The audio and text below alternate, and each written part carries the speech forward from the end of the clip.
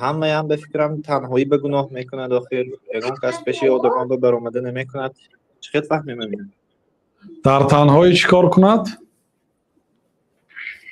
گناه کند تقواش نباشد که در تنهایی همون گناه رو نیستاند الله تعالی بر یگان عملش نمینگرد گفته فهمیده بودم نه به این لفظ نیست.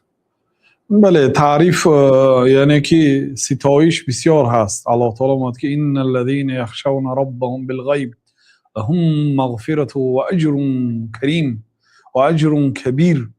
آنهایی که در غیب از الله تعالی میترسند. مثلا در یک کشوری افتادید که هیچ کسی شما را نمیشناسد، هیچ کس از گناه شما آگاه نیست، با وجود همین اگه گناه نکنید.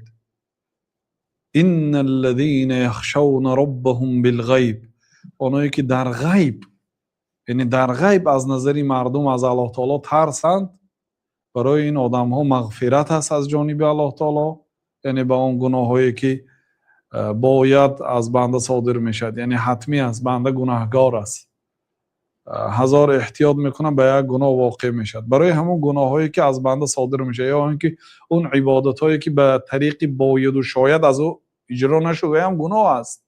لهم مغفرت و اجر کبیر، برای این آدم ها از جانب الله تعالی مغفرت بر عوض کوتاهی هاشان و اجر کبیر، اجری نهایت کبیر، کلان. و اجری الله تعالی وقتی که کلان میگوید کلان الله تعالی کلان است، عظیم الله تعالی عظیم است. بنابراین در تنهایی در پنهانی اگر آدم ترسد واقعا این دلالت به ایمانی او میکند. و کسی که مثلا در پیش مردم خودش به تقوا گیرد و در تنهایی گناهکار باشد، یعنی این یه نوعی درویگی هست که صحابه ها این منافقی فهمیدند و نزد پیامبر صلی الله علیه و سلم آمده شکایت کردند. و هر حال اکنون به گناهی که در حضور مردم است گناهش عظیمتر است از آن گناهی که در پنهانی اجرا شده است.